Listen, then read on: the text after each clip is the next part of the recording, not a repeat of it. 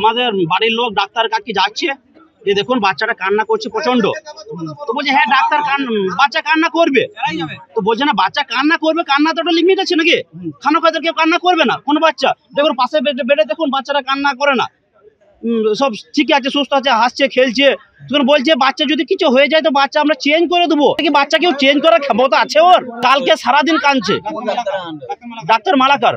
প্রশাসনের সামনে এমন খ্রিস্টভাবে গালাগালি করেছে, ক্যামেরার সামনে গালাগালিটা বলার নয়। বলছি তাহলে ঠিক আছে আমরা কমপ্লেন করতে যাচ্ছি থানাকে।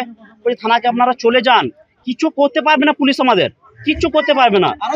আরো মারা যাচ্ছে, কি করে নিছে আরো মারা যাচ্ছে, কিছুই করতে পারছে না। কি অসুবিধা হয়েছে জানি না, আমরা কিছু জানি না। আমরা যদি জেনে নেবো তাহলে তো আমরা তো চিকিৎসা করে নেবো।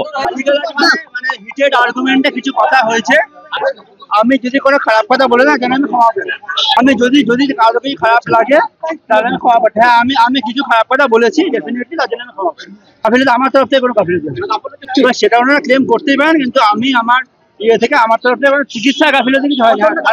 খারাপ কথা আমি বলেছি, আমি স্বীকার করে নিচ্ছি, তাতে আমার কোনো আপত্তি নেই। কিন্তু আমার হিটেড আর্গুমেন্টে অনেক কথাই হয় বাবা, সেজন্য আমরা সবাই ক্ষমা করি। ঠিক আছে, হিটেড আর্গুমেন্টে কথাবার্তা হচ্ছে আর কি না। তো তদন্ত সাপেক্ষ, ঠিক আছে। আমি অভিযোগটা পেয়েছি, কোনো লিখিত অভিযোগ এখনো আমি পাইনি।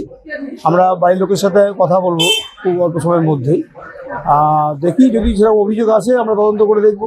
কত সত্যি না মিথ্যা আমার কাছে জানা নেই, তো আমরা বসবো, এখনই বসবো, আমরা বসে পরিবারের লোকের সাথে বসবো, ডাক্তারের সাথে বসবো, করে আমরা আলোচনা করে দেখবো। এই সেরকম আমরা তদন্ত করে দেখবো। জন মিলে মরিতে হবে, সবাই জানি কবির বাণী, কিন্তু কোনো মৃত্যুকেই আমরা বলবো যে অ্যাভয়েডেবল কিছু যদি থাকে সেইটা আমরা মেনে নেব না।